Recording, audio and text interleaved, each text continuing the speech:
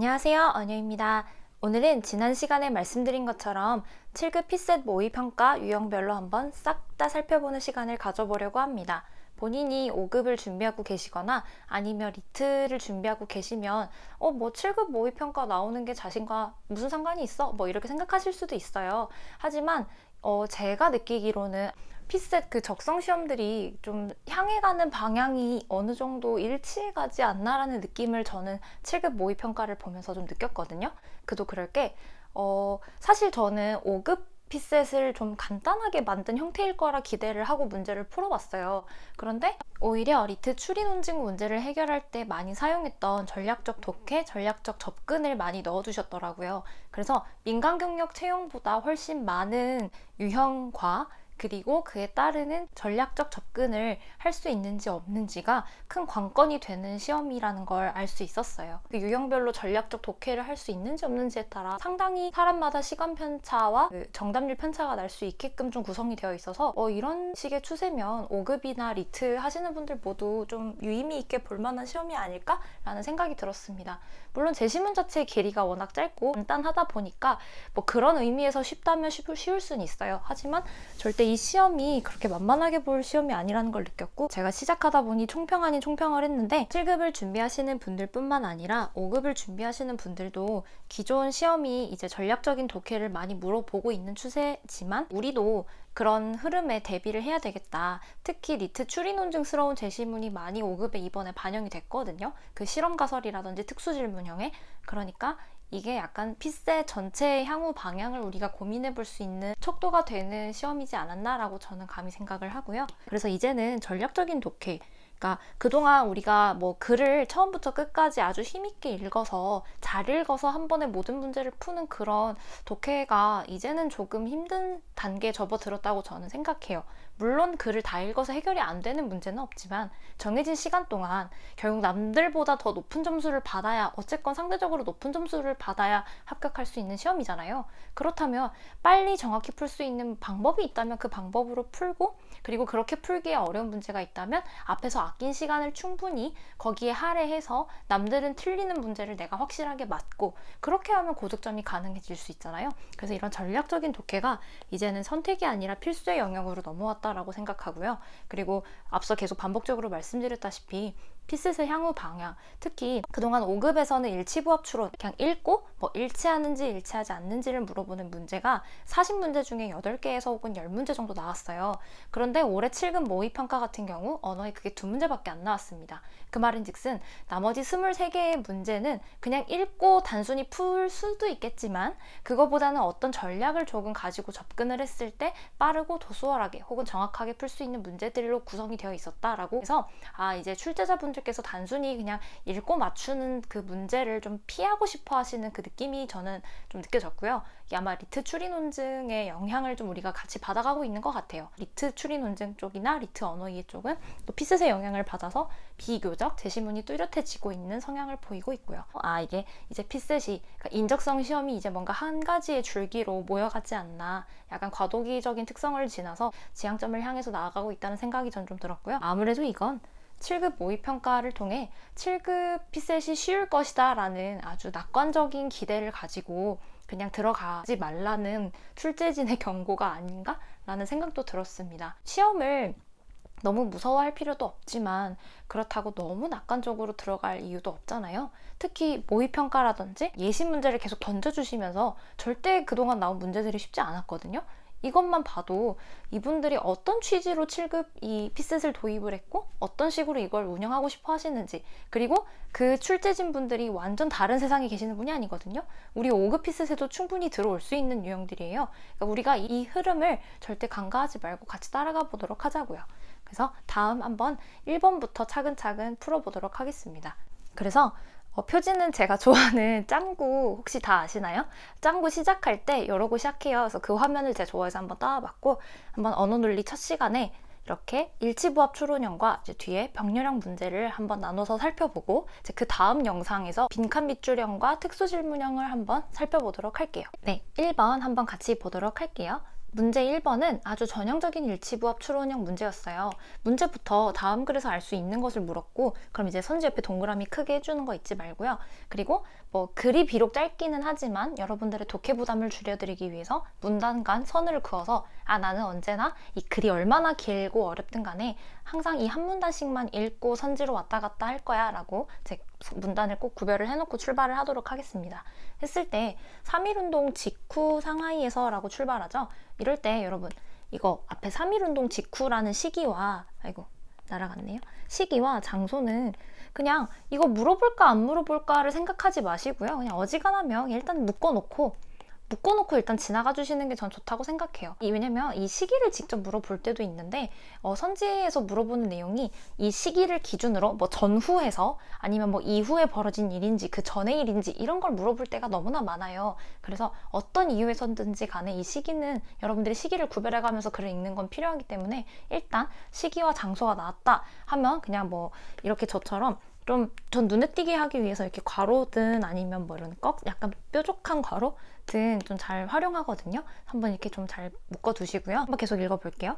여기에 모여든 독립운동가들은 임시정부를 만들기 위한 첫걸음으로 했을 때 이것도 임시정부를 만들기 위한 첫걸음으로 라는 게 일종의 목적이잖아요. 뭐 목적, 의도? 이런 독립운동가 분들께서 임시정부를 만들기 위한 첫걸음으로서 조소왕이 기초안이라 했을 때 저는 이제 사람 이름이나 고유명사가 나오면 이제 제가 잘 찾아보기 위해서 이렇게 앞글자 이니셜을 따서 그냥 영어 이니셜을 잡고는 합니다. 이제 한글 이름을 이렇게 영어 이니셜 잡는 게 좀 낯설어 보이실 수 있는데 예를 들어 여러분들께서 이제 문제에 칸트, 데카르트 뭐 이렇게 쏟아지는 글 같은 게 나올 수 있어요. 충분히. 그럴 때 칸트, 뭐 데카르트 또 누가 있을까요? 뭐 밀 이러면 뭐 KTM 이렇게 짜면 훨씬 여러분들께서 글에서 이렇게 있을 때 이렇게 써져 있을 때 뭐 찾기가 훨씬 쉽잖아요. 그래서 위치를 찾아갈 때도 되게 편리하고 본인이 읽고 있는 그 글을 뭔가 잡아가면서 읽는 그 느낌을 주는데도 너무 유용해서 저는 저렇게 이제 이름이 나오면 이니셜 잡아두시는 걸 보통 권합니다. 그래서 일단 J라고 해놓을게요. 그래서 이것을 채택했대요. 그래서 저런 목적에서 대한민국 임시헌장을 채택했구나. 그래서 이것을 기초할 때 조소왕은 국호를 대한민국으로 하고 정부 명칭도 대한민국 임시정부로 하자고 했다. 그 제안이 받아들여졌기 때문에 이런 제안이 받아들여졌기 때문에 이런 것도 되게 중요해요. 그러니까 여러분들께서 글을 읽으실 때 뭘 신경 쓰셔야 되냐면 뭐 시기, 장소 당연히 중요하고 관계 그러니까 여기서 말하는 관계는 뭐 인과도 당연히 포함되고요. 인과관계, 선후관계 등등 한마디로 그 흐름이 되게 중요하다는 말이에요. 언어논리 문제를 풀다 보면 제시문이 아주 러프하게는 두 가지 갈래로 나뉜다고 저는 생각하거든요. 하나는 흐름이 있는 글과 하나는 흐름이 좀 덜 중요한 글. 저는 일단은 그렇게 나뉜다 생각해요. 그래서 이런 글 같은 경우는 어느 정도 흐름이 존재하는 글이라고 볼 수 있어요. 뭐뭐 했기 때문에 뭐뭐 했고 뭐뭐 했기 때문에 뭐뭐 했고 당연히 세상에 글이 뚝뚝뚝 문장 단위로 끊어지는 글이 어디 있겠느냐마는 이런 글들은 보통 좀 이 흐름이 좀 중요하고 그리고 예를 들어 이제 여러분들께서 만나보신 분들도 있겠지만 아니면 아직 처음 보는 분들도 있겠지만 뭐 과학 소재 글 같은 경우 보면 정말 딱딱딱딱 진짜 그 문단 바이 문단으로 설명이 끊어지는 그런 글들도 세상에 존재하잖아요. 그런 애들은 사실 1문단, 2문단, 3문단이 있을 때 뭘 보든 뭐 상관이 크게 없어요. 그냥 그 문단 안에서 설명하고자 하는 게 종료가 되면 두 번째 문단 안에서는 또 거기서 설명하고자 하는 내용을 설명을 하고 여튼 이렇게 흐름이 중요한 글과 흐름이 중요하지 않은 글이 있는데 이제 이런 글은 아마 읽다 보면 그 느낌이 오실 거거든요. 뭔가 흐름이 중요하네. 그리고 뭐 예를 들어 그 제안이 받아들여졌기 때문에 이런 임시헌장 1조에 이런 내용의 문구가 담기게 되었다. 그래서 그렇구나 하고 좀 가볍게 잡아놓고 선지로 가볼게요. 지금 보시면 대한민국 임시정부는 건국강령을 통해 라고 해서 처음 보는 게 나왔죠. 건국강령? 이거 처음 봤는데 그래서 이걸 통해 대한민국 임시헌장을 공포했는가 했을 때 지금 대한민국 임시헌장은 이미 우리가 봤죠. 근데 건국강령을 통해? 이걸 모르죠. 그래서 저는 건국강령 위에 일단 물음표를 치고 지나갈게요. 2번 조소왕은 대한민국 임시정부의 요청을 받아들여 대동단결 선언을 만들었는지 그래서 이것도 뭐 대동단결 선언을 만들었는지도 중요하고 그 다음에 대한민국 임시정부의 요청을 받아들여서 그렇게 한 건지도 중요하니까 저는 이제 이렇게 괄호로 묶고 또 대동단결 선언이 나오면 봐야겠다라고 잡아놨습니다. 3번 대한민국 임시헌장이 공포되기 전에는 이라고 했으니까 한국이라는 명칭을 사용한 독립운동가가 없었는지 4번 재헌국회는 하고 출발하는데 지금 우리가 1문단에서 읽은 내용에 재헌국회가 전혀 언급된 적이 없었죠. 이거를 다 외워서 하시는 건가요? 라고 당연히 의문이 들 수 있는데요. 제가 적어도 읽은 부분에 재헌국회라는 말을 그러니까 외워서 제가 기억해내는 게 아니라 일단 전 되게 너무 낯설었어요. 일문단이 끝나고 선지 보러 가야지 하고 딱 왔더니 재헌국회? 나 이거 본 적 없는데? 하잖아요? 그러면 제가 읽은 부분이 아직 거리가 멀단 뜻이에요. 그럴 땐 그냥 이거는 그럼 이따가 재헌국회 나오면 그때 보자 하고 지나가시면 됩니다. 대신에 이따 돌아와서 재헌국회에 대한 내용이 이제 제시문에 있고, 그래서 돌아와서 이 선지를 보실 때는요, 그땐 절대로 끊지 말고 끝까지 한번 선지를 눈으로는 다 봐주도록 하세요. 그러니까 막 제가 미주알 고주알 모든 걸 막 다 잡아두라는 게 아니라 눈으로는 한번 꼭 보셔야 여러분들이 선지를 뭔가 날려 읽어서 판단하지 않는 부분에서 생기는 그 판단 미스 때문에 틀리는 걸 막을 수 있어요. 그래서 일단은 4번을 지나가는 거고요. 5번 볼게요. 대한민국 임시정부를 만드는 데 참여한 독립운동가들, 이런 분들은 민주공화제를 받아들이는데 합의하셨는지. 그래서 뭐 아직은 우리가 아는 걸 가지고 할 수 있는 게 없네 하면서 지나갑니다. 이 문단 보도록 할게요. 그래서 보면 대한민국이란 한국인들이 만든 민국이란 뜻이다.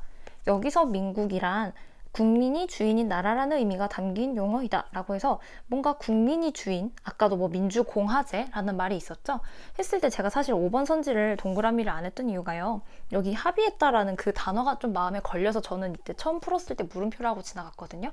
왜냐면 분명 민주공화제라는 말은 했어요. 근데 이게 저 참여한 독립운동가들이 민주공화제를 받아들이는데 합의를 뭔가 땅땅땅 하고 합의를 했나?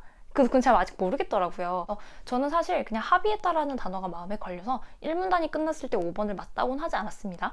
그냥 읽으면 되니까 어차피 글을 다 읽으면 일치부합은 정답이 나올 수밖에 없어요. 그래서 그냥 편하게 읽었죠. 조소왕은 3.1운동이 일어나기 전에서 시기가 또 나왔네요. 제한제국 황제가 국민의 동의 없이 마음대로 국권을 일제에 넘겼다고 말하면서 국민은 국권을 포기한 적이 없다고 밝힌 대동단결 선언하고 이제 나왔죠. 아까 선지에 이런 게 있었잖아요. 그래서 이걸 발표한 적이 있대요. 그래서 이 선언에는 구한국 마지막 날은 신한국 최초의 날이라는 문구가 담겨 있다 해서 한국이라는 단어가 있고요. 그래서 신한국이란 말 그대로 어쩌고저쩌고를 의미한다. 조소왕은 대한제국을 대신할 새로운 한국이란 다름 아닌 한국 국민이 주인인 나라라고 해서, 가만 보니까 이 문단에서 뭐 국민이 주인, 뭐 한국인들이 만든 민국, 이런 이야기를 계속 반복적으로 해주죠. 그래서 뭔가 뉘앙스는 계속 5번이 맞을 것 같다는 뉘앙스를 풍겨주고 있습니다. 그래서 한번 선지 가볼게요. 1번을 볼게요. 1번을 보시면 지금 건국강령 언급됐나요? 아직은 모르죠? 지나갈게요. 2번 대동단결 선언이 본문에 나왔어요. 그런데 이게 3.1운동이 일어나기 전에 나온 거거든요. 3.1운동이 일어나기 전에 발표되는 것이어서 지금 대한민국 임시정부는 3.1운동 직후에 생긴 거죠. 그러니까 그 3.1운동 이후에 생긴 걸 우리가 일문단에서 이미 알고 있고, 단결 선언은 어찌됐건 3.1운동 이전인 걸 알고 있으니까 시기적으로 불가능해요. 그래서 저는 그냥 그 지점에서 끊어버렸고요. 여러분들께서 선지를 판단하실 때 틀린 이유는 여러 가지일 수 있거든요. 해당 선지가 틀릴 수 있는 이유는 여러 가지일 수 있지만 그 중에 하나라도 보이면 더 고민하지 마시고 그냥 지우시면 돼요. 그냥 틀렸네 하고 판단하시면 돼요. 이 모든 걸 찾아라고 의도하고 낸 시험은 아니니까. 3번 대한민국 임시헌장이 공포되기 전에는 한국이라는 명칭을 사용한 독립운동가가 없었다? 있었죠? 아까 조소왕 선생께서 뭐 구한국, 신한국 이런 말을 이제 대동단결 선언에서 하셨으니까 뭐 틀렸네 하고 일단 바로 지울게요. 그리고 4번 재헌국회 여전히 안 나왔고요. 5번 이제 이게 뭔가 느낌이 그럴싸한데라는, 저는 그러니까 임시 판단을 활용하는 사람이니까 이거 약간 거의 느낌이 좀 낌새가 나는데? 라고 생각하면서, 하지만 절대 확정 판단은 하지 않으면서 읽었습니다. 그래서 마지막 문단 한번 볼게요. 조소왕의 주장은, 이 제2의 주장은 대한민국 임시정부에 참여한 독립운동가들로부터 열렬한 지지를 받았다. 독립운동가들은 황제나 일본 제국주의자들이 지배하는 나라가 아니라 국민이 주권을 가진 나라를 만들어야 한다는 데 뜻을 모았다. 그러니까 이게 보니까 합의라는 단어를 쓰진 않았지만 계속 그런 뉘앙스를 엄청 주고 계시기는 해요. 5번 선지를 맞게 보라고. 근데 저는 일단 계속 지나갔어요. 어차피 5번이 맞아서 동그라미를 하고 끝나거나 아니면 지금 1번, 4번이 남았죠. 1번, 4번이 틀려서 지워서 답을 5번을 하거나 상관은 없거든요. 계속 볼게요. 1941년에 대한민국 임시정부는, 시기가 나왔으니까 이렇게 좀 묶어놓을게요. 이러한 의지를 보다 선명하게 드러낸 건국강령을 발표하기도 했다라고 해서 드디어 나왔네요. 그래서 1948년에 소집된 재헌국회도, 그래서 재헌국회도 나왔어요. 대한민국 임시헌장에 담긴 정신을 계승했다. 잘 알려진 것처럼 재헌국회는 재헌헌법을 만들었는데 이 헌법에 우리나라의 명칭을 대한민국이라고 한 내용이 있다라고 해서 밑에는 제가 좀 편하게 읽었습니다. 보시면 건국강령이 나왔죠. 대한민국 임시정부가 건국강령을 통해 대한민국 임시헌장을 공포했을까요? 건국강령은 아까 시기적으로 1941년이었죠? 여기요. 근데 아까 대한민국 임시헌장은 3.1운동 직후였죠? 그래서 뭐야 이거 또 시기적으로 불가능하네 하고 지웠고요. 4번 제헌국회가 대한제국의 정치제도를 계승하기 위해서 대한민국이라는 국호를 썼을까요? 아니죠? 일단 틀린 지점은 사실 두 개기는 해요. 일단 제헌국회는 대한민국 임시헌장에 담긴 정신을 계승했다라고 해서 뭔가 계승을 했다라는 말은 이거 하나밖에 없어요. 뭔가 제헌국회가 계승을 했다라는 걸 물어보려면 대한민국 임시헌장에 담긴 정신 이런 이야기를 해야 되는데 지금 대한제국의 정치제도라고 해서 틀렸고요. 그리고 두 번째, 대한제국의 정치제도는 사실 뭐였죠? 보시면 여기 대한제국 황제라는 게 있었어요. 그러니까 즉 여기에 정치 제도는 황제가 존재하는 정치 제도였기 때문에 대한민국은 민주공화국, 국민이 주인인 나라를 만들고자 했던 그 제도 취지와도 반해서 그냥 그 부분도 틀리기는 해요. 하지만 제가 방금도 말씀드렸다시피 두 가지 이유를 다 찾아서 지우시는 게 아니라 둘 중 하나 아무 거라도 보이면 뭐 아닌데? 하고 바로 소거하시면 되고 그럼 확정적으로 정답은 5번이 됩니다. 저 합의했다라는 말이 사실은 조금 조심스럽기는 한데 우리가 5급 피셋을 풀 때도 종종 이런 경우가 많이 있었잖아요. 직접적으로 똑같은 단어를 주지 않았지만 뉘앙스는 풍겨줘. 그런데 그 뉘앙스를 가지고 판단하기가 또 아직은 좀 조심스러운 문제가 있어요. 18년도 1번이었나? 그 문제가 있는데요. 5급 피셋에 보시면 거기에 판사를 그 사법기관으로 이렇게 선지에서 치환을 해둔 선지가 있었습니다. 그런데 우리가 물론 지금은 헌법을 하고 있기도 하고 행정법 공부를 하면서 기본적으로 법 과목을 다루니까 판사, 검사 개개인도 그 사법기관이라는 사실을 알고 있는데 만약에 그런 배경 지식이 전혀 없는 사람이라면 그 제시문에서 그걸 확정적으로 찾을 수는 없었어요. 그렇지만 나머지 선지가 다 지워져서 맞을 수 있는 그런 흐름이었거든요. 뭐 여차저차 다 맞을 것 같은데 하고 동그라미를 하려면 할 수도 있는데 설령 찝찝하더라도 여러분들께서는 소거하여 정답 도출하기에 익숙해져 있으시기를 권해드립니다. 그러니까 이런 말씀들을 하세요. 항상 정답이 되는 선지에는 근거가 있다. 정확히는 명확한 근거가 있다라고들 많이들 말씀하시는데 막상 풀어보면 그렇진 않아요. 워낙 푸는 사람들이 다양하잖아요. 우리 수험생들이. 그러니까 각자 가지고 있는 배경 지식도 다르고 이 사람들의 그 배경 상황이 다 다르기 때문에 실제 해주신 분들께서는 충분히 명확하다라고 클리어하다라고 해서 내줬는데 정작 풀어보는 수험생들 입장에선 그렇지 않을 수도 있거든요. 그래서 언제나 정답의 근거가 엄청 클리어하게 팍 튄다라고 기대를 하기보다 설령 느낌상으로는 얘 같은데 아닐 수도 있는 거 아니야 싶을 때 그러면 다른 선지들을 빠르게 소거해서 그냥 걔를 정답 처리를 하시는 연습을 좀 미리 해두면 좋을 것 같고요. 그래서 사실 1번은 워낙 전형적이기도 했고 짧은 글이기도 했는데 딱 하나 여러분들이 조금 놀라셨다면 이거 5번이 좀 애매한 거 아닌가요? 라는 생각이 드실 수도 있었다. 근데 설령 그렇다 하더라도 소거해서 정답은 반드시 도출하셔야 된다. 그 얘기를 좀 드리고 싶었습니다.